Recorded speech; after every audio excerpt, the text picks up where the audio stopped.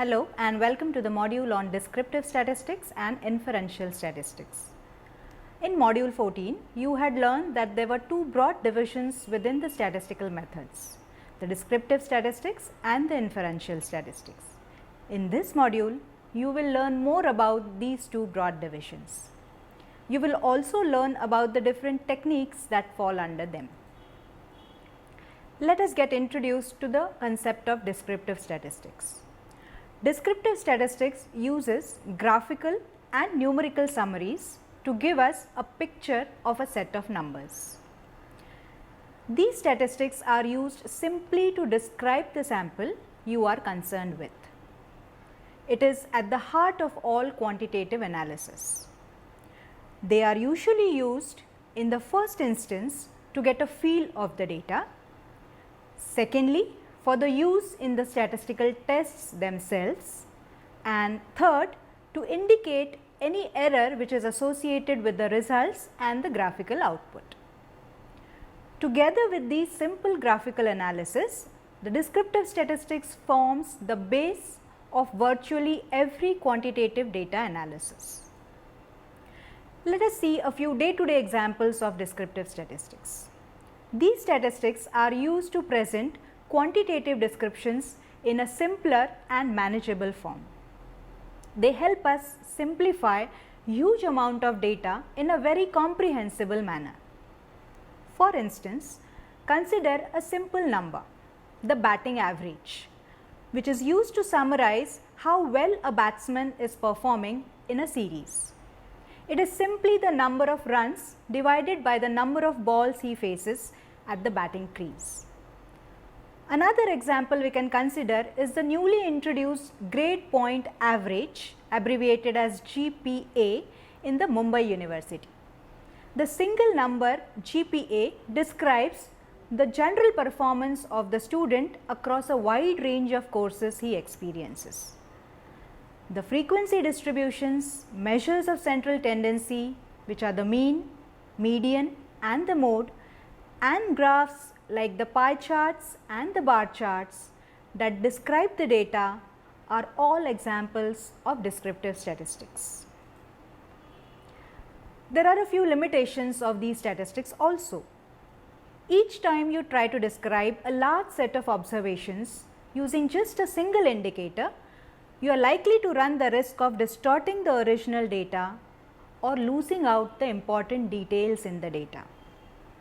Secondly, descriptive statistics do not allow us to make any sort of conclusions beyond the data we have analyzed or to reach the conclusions regarding any hypothesis we might have made. They are simply a way to describe our data. Despite these limitations, the descriptive statistics provides a powerful summary that may enable comparisons across people or other units in your population. Let us see what is measures of central tendency. Measures of central tendency are numerical summaries used to summarize a data with a simple single typical number. The three commonly reported and used measures of central tendencies are the mean, the median and the mode. With large data sets, the calculation of a measure of central tendency is best handled through a computer software package, as it minimizes the chance of errors. Let us go to the first measure of central tendency, which is the mean. It is also commonly termed as the average. It is a mathematically computed value which represents a central value of a given data set. The mean is computed by adding all the data values together and dividing by the total number of data values in your set. It is denoted usually by x bar, and the formula goes as x bar equal to summation of all the data values in your data set, say x1 plus x2 plus x3 and so on up to xn. If there are n values in your data set, divided by the total number of data values, that is capital N. The mean represents a generalization of the data, and therefore interpretation of its value must be done with care, otherwise the value can be misleading. The mean is usually influenced by the extreme values in the data. In other words, in a data set having extremely high or low data values, the mean tends to be pulled in the direction of these outliers and therefore can misrepresent the data's central tendency. Let us go to the second measure of central tendency, which is the median. The median is the centermost point in the set of numbers. It is also termed as the 50th percentile. Remember, it is the score found exactly at the middle of the data set of values. One way to compute the median is to list all the scores in a numerical order and then locate the score which lies in the center of your data set. To elaborate, you first put all your numbers in ascending or descending order. If you have odd number of values in your data set, obviously the median will be the centermost number. For example, if your data set is 1, 1, 3, 4 and 9, then the centermost value of these 5 numbers is 3, and so 3 would be the median. On the other hand, if you have even number of values in your data set, the median would be the average of 2 values which lie at the center. For example, if you have 4 data values in your data set, namely 1, 2, 3 and 7, then there are 2 values in the center, namely 2 and 3. So, median would be the average of these 2 values, that is 2 plus 3 by 2, which is 2.5. Let us go to the next measure of central tendency, the third one, the mode. Mode is the most frequently occurring value in the set of scores. To determine the mode, you might again have to order the scores as we do in the median, and then count the number of times each one appears in the data. The most frequently occurring value is the mode. In some distributions, there is more than one modal value. For example, in a bimodal distribution, there are 2 values which occur most frequently, and hence there are 2 modes. If the distribution is truly normal, that is bell shaped, remember the mean, median and mode, that is all the 3 measures of central tendency are equal to each other. If these 3 measures are not equal, it leads to an asymmetrical or skewed distribution. This lack of symmetry is termed as skewness. The mean, median and the mode are affected to a great extent by the lack of symmetry in the data. Let us see how.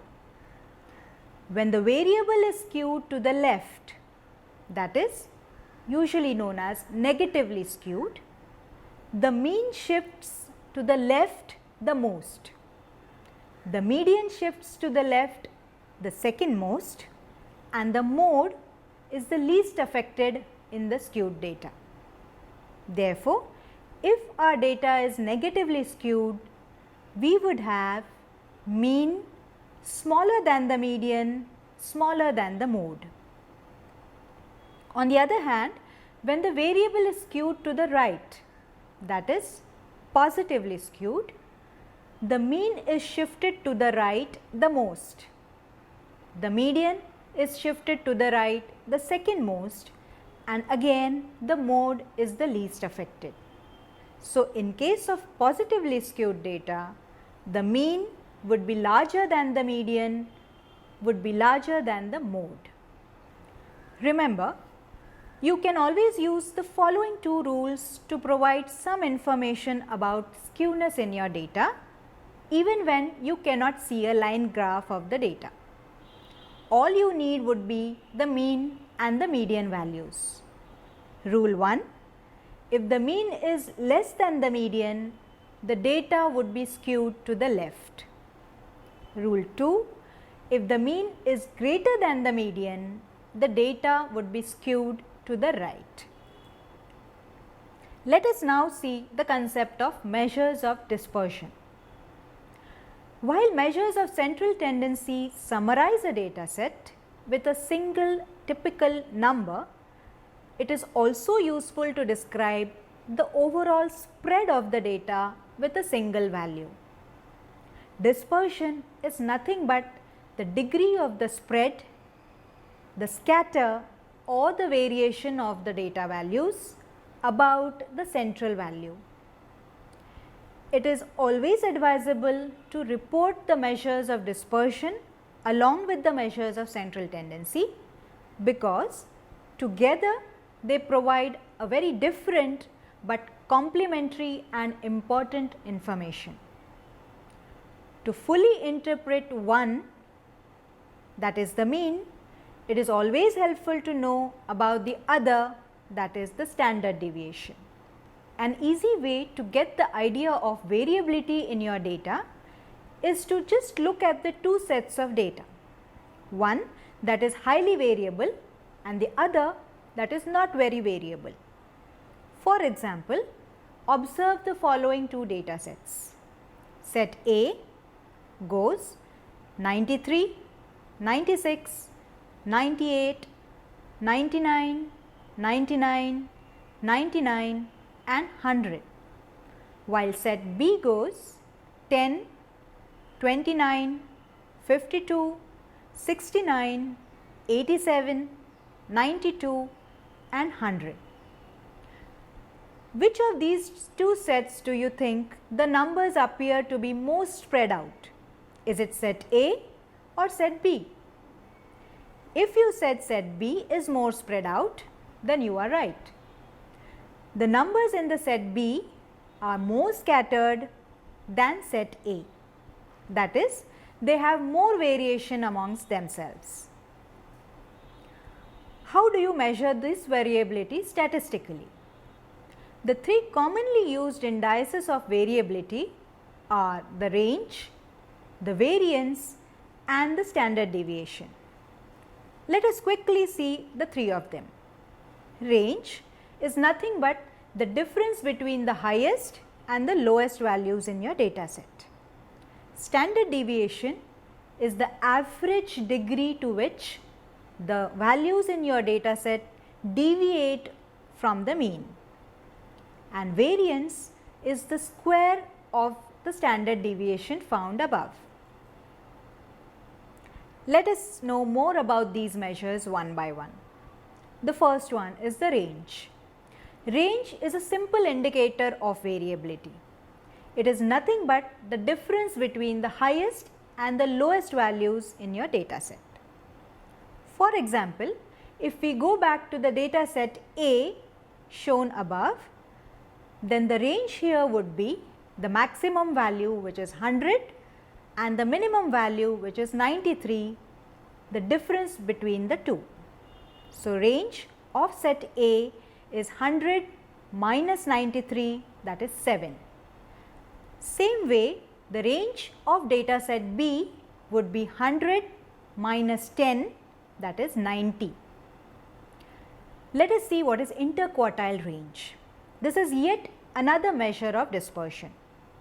To calculate the interquartile range, we first need to be familiar with the concept of a quartile. A quartile can be simply thought of as one of the classes created by dividing an ordered data set into 4 equally sized groups. The 25th quartile, or commonly abbreviated as Q1, has 25% of the data falling below it, whereas the 75th quartile or Q3 has 75% of the data falling below it. The interquartile range describes the middle 50% of the ordered data set. So, it represents the range between the data values of the 25th quartile and the data value of the 75th quartile. In calculating the interquartile range, the first step would be to compute these Q1 and Q3 and then find the difference between these two quartile values.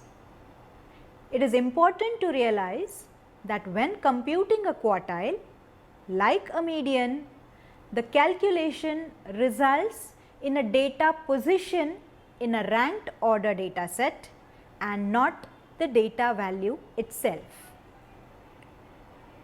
Let us see the standard deviation. The standard deviation is the average degree to which the scores in your value deviate from the mean. More precisely, you measure how far all your values are from the mean, square each one of them and add up all of them. The result is known as the variance. Take the square root of the variance and you have the standard deviation. Like the mean, standard deviation is the expected value of how far the scores deviate from the mean. Here is what the formula of standard deviation looks like. Population standard deviation, usually denoted by the Greek letter sigma, is given as under root summation xi minus x bar bracket square divided by n.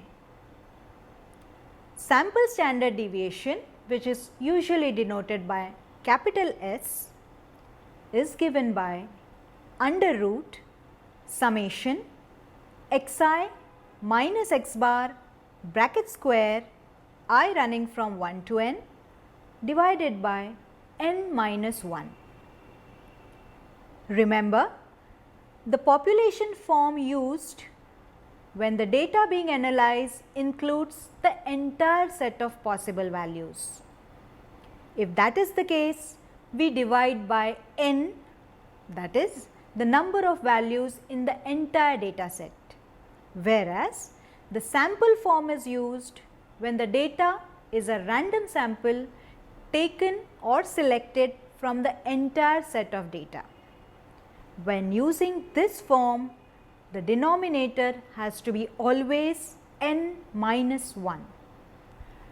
It is also important to understand that higher values of both these indicators, that is the variance and the standard deviation, indicate a larger amount of variability in your data.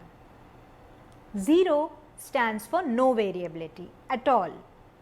For example, for the data set 3, 3, 3, 3, 3, the variance and the standard deviation both would be equal to 0. That is, when you have absolutely no variation in the data, the values of standard deviation and variance both are 0. The variance tells you exactly the average deviation from the mean, but in squared units. The standard deviation, on the other hand, is just the square root of this variance. It brings the squared units of the variance back to the regular units and allows you or makes it simple for you to make inferential statements about the original unit of measurement for your variable. The standard deviation also tells you approximately how far the numbers tend to vary from your mean. For example, if the standard deviation is 7, then the numbers tend to be about 7 units from the mean approximately. If the standard deviation is 1500, then the numbers in your data tend to be about 1500 units from the mean and so on. Let us now see what is a normal curve. When we measure many aspects of human behavior or characteristics like intelligence, height or weight, the data tends to be a bell-shaped curve, where most measurements fall in the centralmost part, the middle part, and fewer fall farther away from the center. For example, very few people aged 21 years are below 3 feet tall and very few would be over 8 feet tall. Most of them in this age group would be somewhere between 5 feet and 6 feet tall. Let us not forget, in the normal curve, the mean, the median and the mode are all the same. A very interesting fact about the normal curve is that between one standard deviation below and above the normal curve, that is between -1 sigma and +1 sigma, we have almost 68% of the data. Similarly, 95% of the data lies between -2 sigma and +2 sigma, while almost 99.7% data lies between -3 sigma and +3 sigma. Let us quickly summarize the use of descriptive statistics in the statistical analysis. Descriptive statistics summarizes the data in a very clear, simpler and understandable way. It is the most basic form of statistics. It provides simple summaries about the sample and the related measures. Together with the simple graphical analysis, descriptive statistics forms the basis of most of the quantitative data analysis. It lays the foundation for all statistical knowledge. Let us now move to the second division, that is the inferential statistics. Descriptive statistics are typically straightforward and easy to understand. Unlike descriptive statistics, inferential statistics are often complex and may have several different interpretations. The goal of inferential statistics is to discover some property or a general pattern about a large group by studying a smaller group, with the hope that the results can be very well generalized to a larger group. Since inferential statistics are used to make generalizations about the population based on a sample, they rely on the use of a random sampling technique designed to ensure that the selected sample is a good representation of the population. Typically, inferential statistics deals with analyzing two, which is termed as bivariate analysis, or more, termed as multivariate analysis variables. No, I will take this in a different way. Typically, inferential statistics deals with analyzing two variables termed as bivariate analysis, or more variables termed as multivariate analysis. We will learn more about this in a later module. There are different types of inferential statistics that are used. The type of inferential statistics depends on the type of variable under study, that is, whether it is nominal, ordinal, interval or a ratio scale. While the type of statistical analysis is different for these variables, the main idea remains the same. We try to determine how one variable compares with the other. The different type of analysis could be summarized as below. If we have a nominal variable, for example, gender, male and female, then the inferential statistics which could be put to use would be compare the distribution, the central tendency, carry out separate tests to check the validity, that is the margin of error of the above comparison, in which the measures of dispersion are used. If your variable is an ordinal variable, for example, the class grades or education, then generally non-parametric tests are used, which may be rank order correlation, Mann-Whitney test, Wilcoxon sign rank test, Kruskal-Wallis test, Friedman test, etc. If the variable is ratio or interval scale, that is age, height, weight, wage, etc., then regression analysis is usually used as a tool of inferential statistics. Let us see how to actually use inferential analysis. There are primarily two ways to use inferential statistics. The first is to estimate a parameter about a population. Second would be to test a hypothesis. In classic inferential statistics, we make two hypotheses before we start our study, the null hypothesis and the alternative hypothesis. Now, what is the null hypothesis? Null hypothesis states that the two groups under study are same, whereas alternative hypothesis states that the two groups under study are different. The goal in classical inferential statistics is to prove that the null hypothesis is wrong. The second would be predicting the population parameters. To estimate or predict a population parameter is often referred to as a point estimate. This means the estimate is a single value based on a sample, which we call as a statistic, which is then used to estimate the corresponding value in the population, which we usually call as the parameter. The average or the mean of our sample can very well be used as an estimator of the population mean. The other measures of central tendency like the median or the mode can also be very well used to estimate the population mean. Let us now see how to use a confidence interval to estimate the population mean.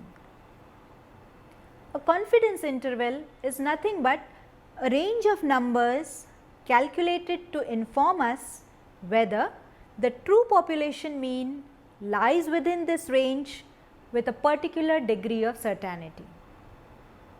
The certainty in which the population mean lies within the range is typically expressed as either 95% confidence interval or a 99% confidence interval. As you go on adding more certainty, the width of the interval will increase. Remember that a confidence interval is not to be interpreted as a probability. That means 95% confidence interval should not be interpreted by saying there is 95% probability that the true population mean lies within the calculated range.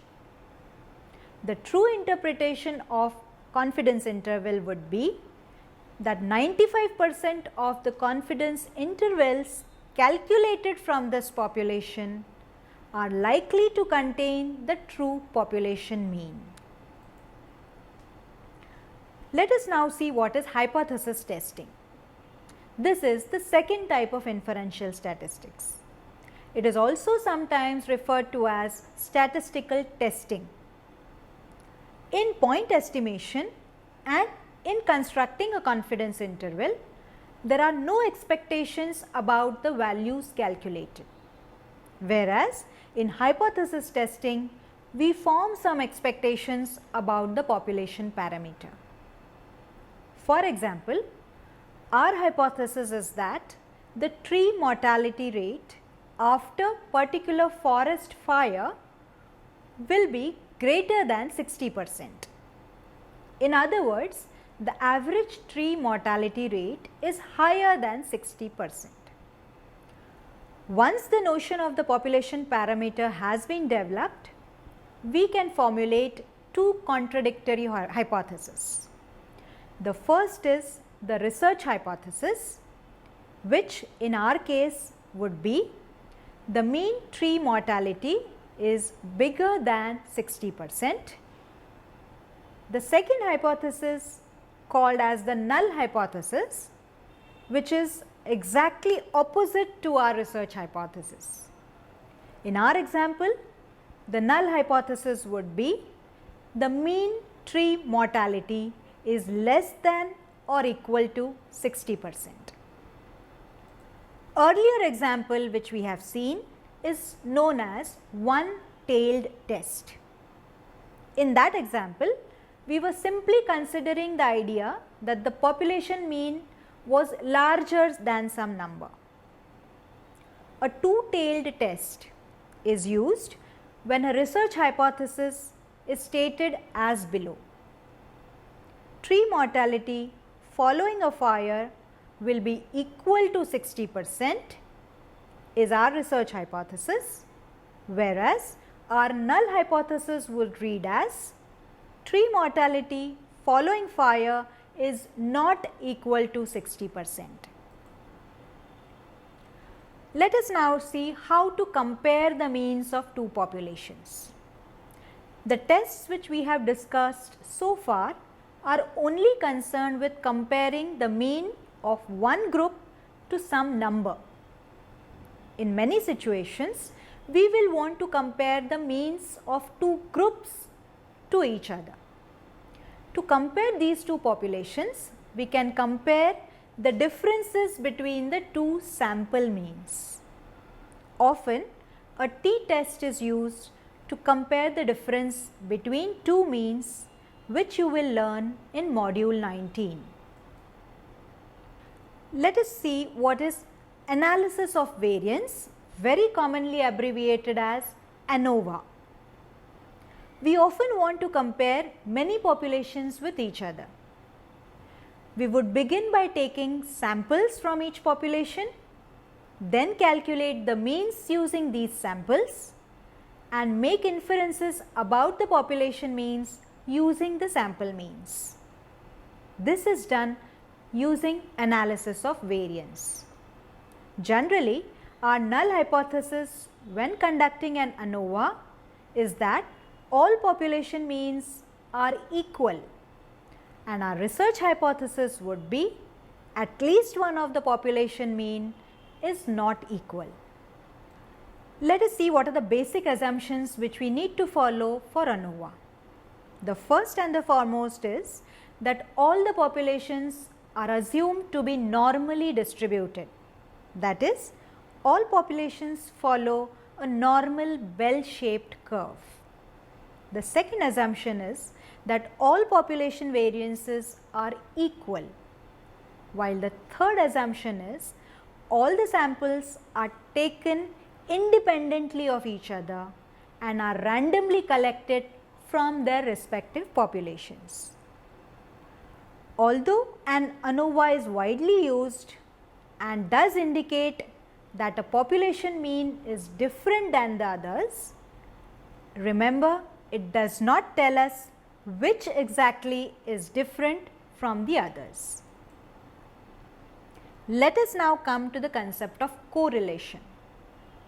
We are able to measure the association between any two variables with the help of a correlation coefficient. It is usually denoted by the alphabet R and takes the value between +1 and -1. If R is a positive number, it indicates a positive relationship between the variables, whereas if R comes out to be a negative number, then there is negative relationship between the variables. Although there might be a strong correlation between the two variables, that is, the correlation coefficient may be close to either +1 or -1, one variable does not necessarily cause the other variable. Both may be caused altogether by a third variable. Let us quickly have a look at the regression model. Regression models allow us to predict the outcome of one variable using the other variable. The regression line, which often takes the form as y equal to ax plus b, where y is the dependent variable, x would be the independent variable, a is the gradient and b would be the slope of the line. If this regression model is a good fit, then the residual plot will have no pattern and the residuals will be scattered randomly about the horizontal axis. In this case, the residuals will also be relatively very small. Let us summarize the entire module. Descriptive statistics are used to present quantitative description in a very simple and manageable form.